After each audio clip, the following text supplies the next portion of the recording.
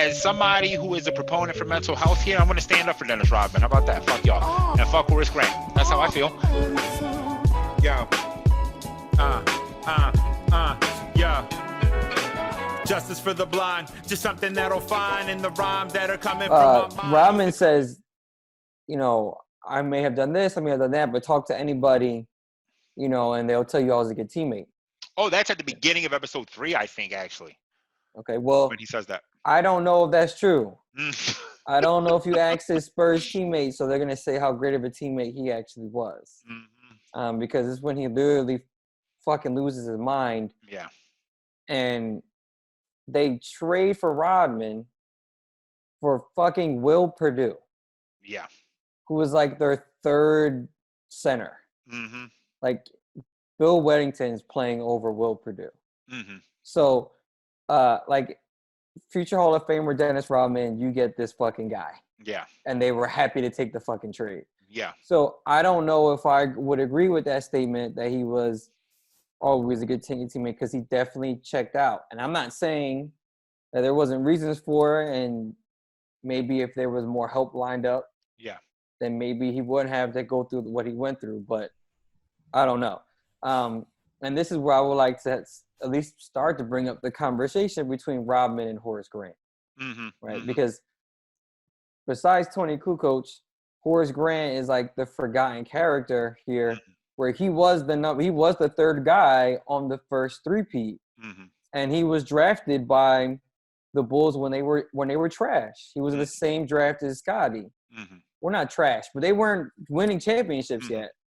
So he had to go through the fucking fire of getting roasted by Jordan in practice and figure out whether or not I can even do this shit anymore playing with this guy.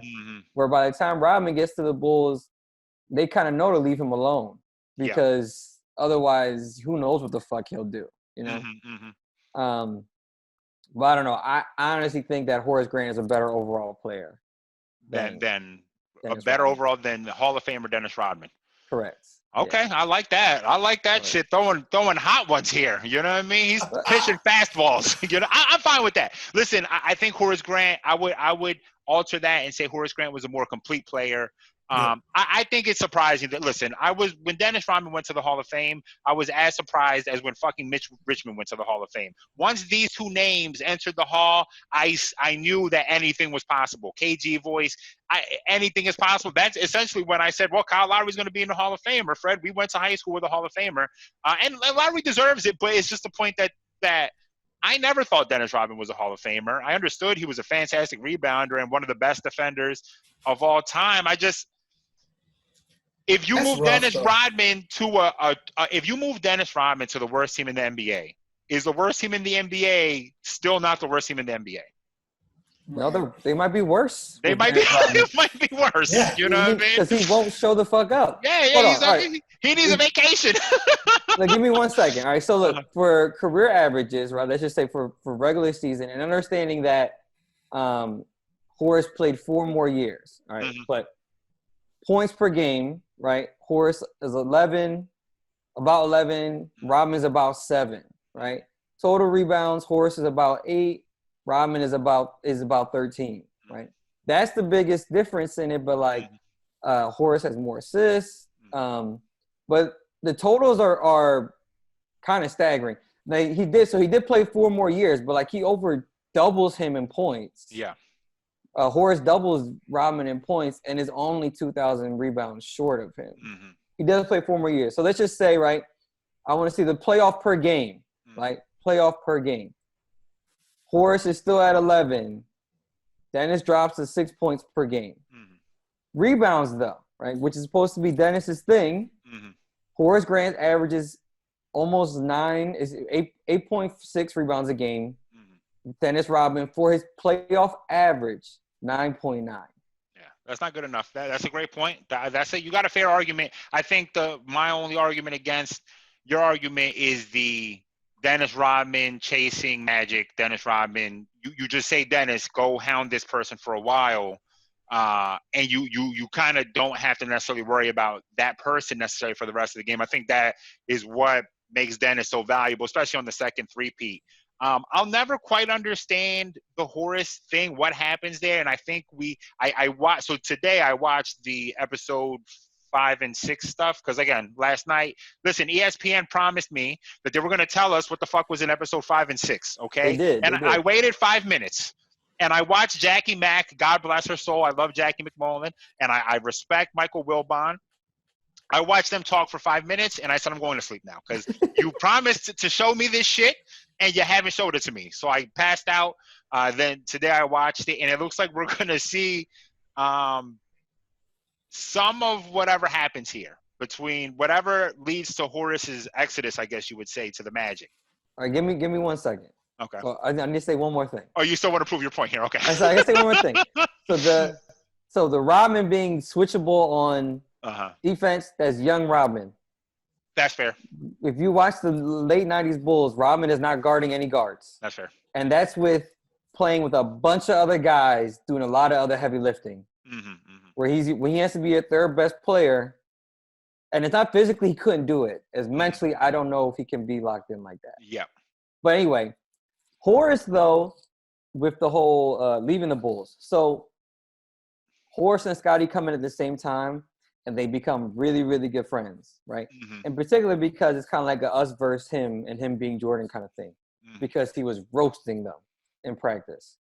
And he made it his objective to come at young guys to see if they were ready to help his team. Over the course of the years, in particular as Scotty got better and became closer to Jordan, Horace felt a little bit more and more betrayed. Like there's a story, I read a story where literally Scotty's cat or a pet had died. So Scotty said, I can't come to practice today. My pet is dead. I need a day. Then the next call is Horace. Scotty's pet died. I need to be with him in this moment. Like that's how close they were. And now, of course, it didn't fly. You know, they were like, get your asses here to practice. But that's how close they were. Yeah. So then as that relationship starts to change, he starts hanging on Michael. His behavior starts to become more Michael's behavior on and off the floor. They don't get along as much. Okay. So they went with like hanging out with each other every single day, like, you know, breakfast, lunch and dinner, practice, before practice, whatever, to kind of distancing themselves. And then with all the turmoil of that last season, because remember, his last season with the Bulls, that would be 93. Remember, that's when a lot of the gambling stuff is coming out. Yeah. Right? And Horace is like, fuck this, I'm out. Yeah, okay. But also, Jerry Krause doesn't want to pay people. Yeah. So he doesn't want to pay Horace at this point either. So there's a lot of things going on there, but a lot of it, though, was like Horace felt like the relationships he built were not as strong, so he didn't have a lot to lose if he left. Okay. So just more of that bullshit. Like I said, the theme of this episode is just more of that bullshit. Fred, why don't you go ahead? Favorite moments or allegories? Do you want to refute Victor's shitting on Dennis Rodman, which is fine with me here? No, I will. Actually, I want to get on that train because I think one of the things is we understand, you know, he thinks that he's a good teammate. And I think what happens is, you know, with I kind of like the stigma of like mental health and stuff like that. You know, I think people can sometimes get a pass because you're like, oh, you know, that sucks. You know, like, you know, yeah, there's nothing you could do about it. But in the fact of the matter, he was a bad teammate. Yeah. You know what I mean? Like, you know, you can't just like disappear. Yeah. Right. Or even ask for a vacation. Right? In the middle of the basketball season. Yeah. It just took. He had like no. You know, that he was living in this world that like most people can't do that. Yeah. You know what I mean? And you literally play basketball for a living. And I get it. You know, he has these issues, but imagine having issues and having to work at Walmart. You know what I mean? You're literally playing basketball and getting paid tons of money to do it. So yeah, he thinks he was a good teammate, but I don't think he was at all. You know, he might have got along with guys, but that doesn't mean, you know, like, you know, one of the worst things you can do, and I think it sucks to be on a team that has somebody like that, but having someone who just gets to do whatever they want because they're good. And I understand in the pros, they get a lot of your best players kind of get away with everything. Yeah.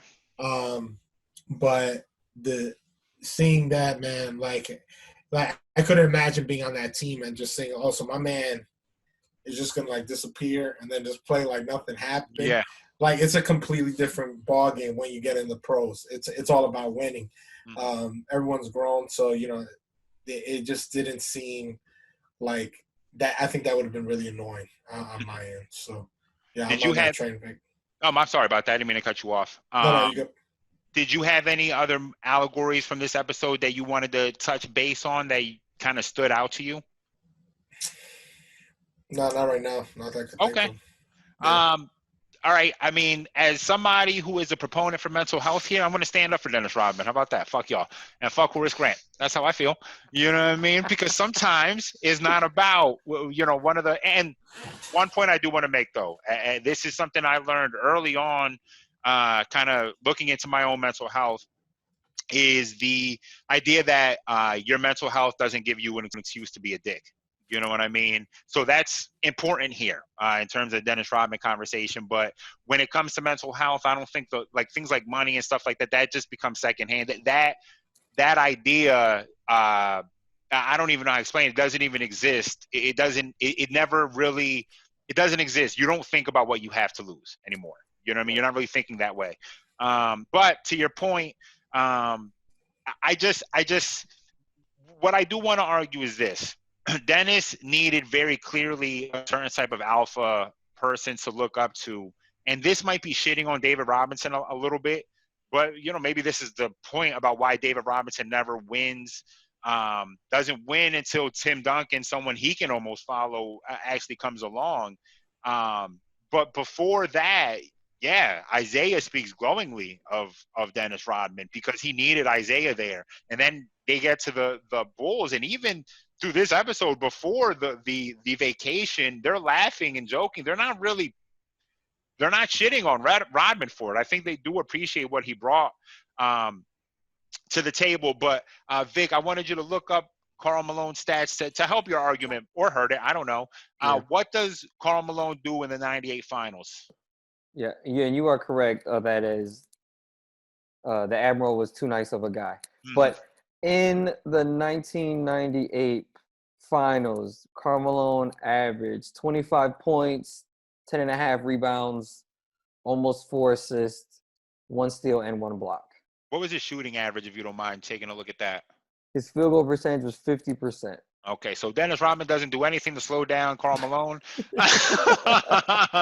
Credit to Karl Malone, though. I don't think a lot of people have done a lot to slow down Karl Malone. But to your point, I guess Dennis kind of provides an edge that maybe Horace. Listen, it doesn't matter because it's not necessarily about Horace, right? It's about, well, who are we going to replace because Horace is gone now? And Dennis didn't need to shoot the ball. Yeah, exactly. Dennis less maintenance. Yep. And what we're going to find out later is, they also, MJ seems 100% certain that it's Horace who is leaking the info that leads to this book written.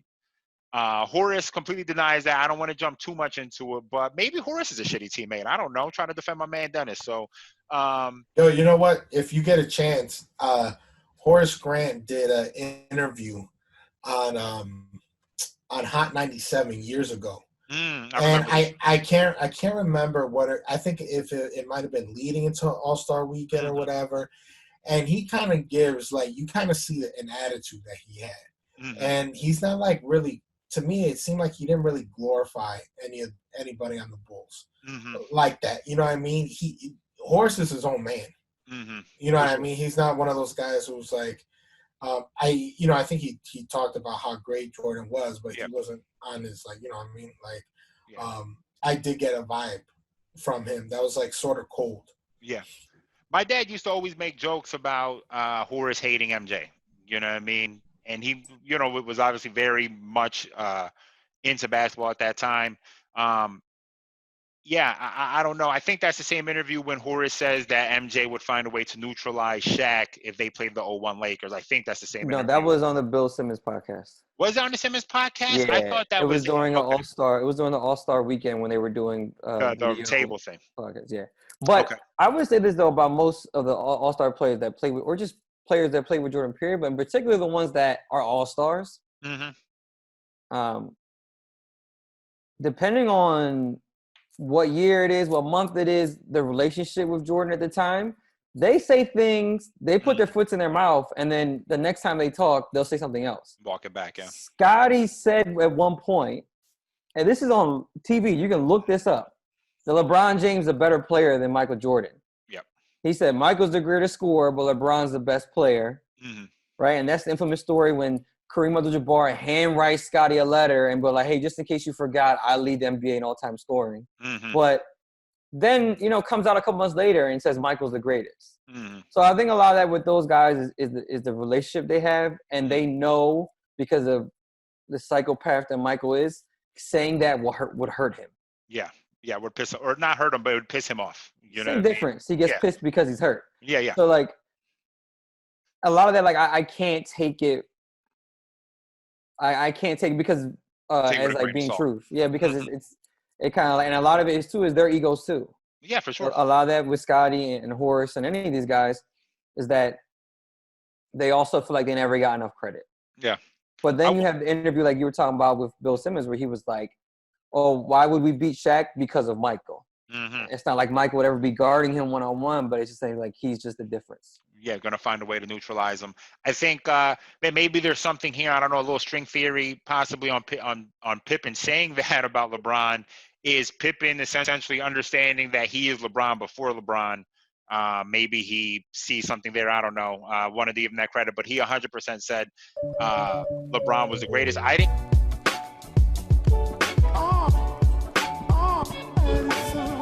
Yo.